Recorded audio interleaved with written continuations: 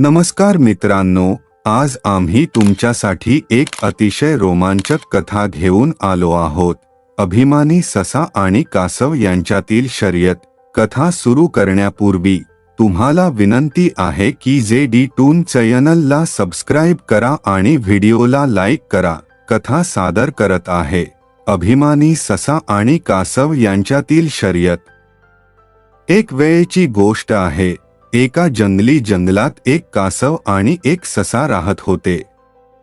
ससा त्याच्या जलद धावण्याच्या क्षमतेवर खूप गर्व करत होता आणि नेहमीच आपल्या मित्रांना त्याच्या वेगाची शेखी बघावत होता।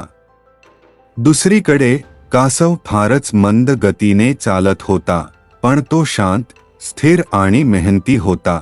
एक दिवस सशाने कासवाला पाहून मजाक करत सांगितले, कासव भाऊ, तुमची चाल तर इतकी मंद आहे की तुम्ही कधीच माझ्यापेक्षा धावण्यात विजयी होऊ शकणार नाही।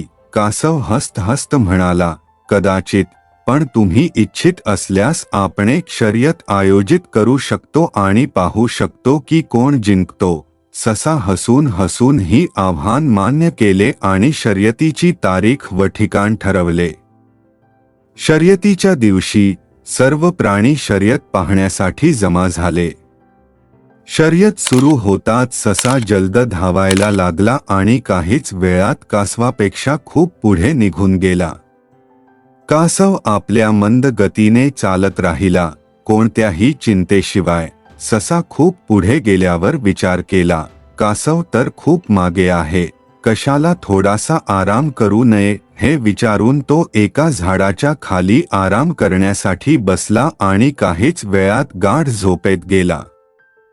दरम्यान कासव थांबले नाही आणि शांतपणे आपल्या लक्ष्याकडे पुढे जात राहिला।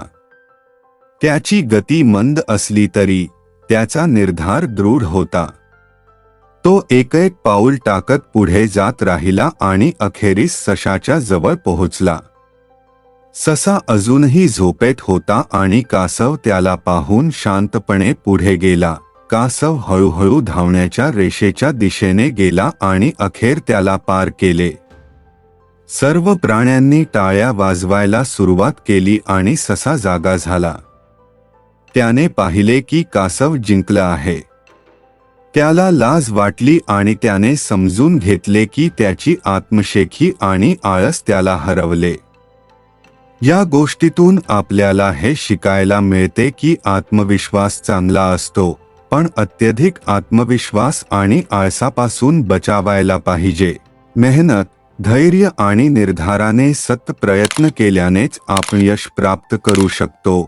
मंद आणि स्थिर चालच विजय प्राप्त करते।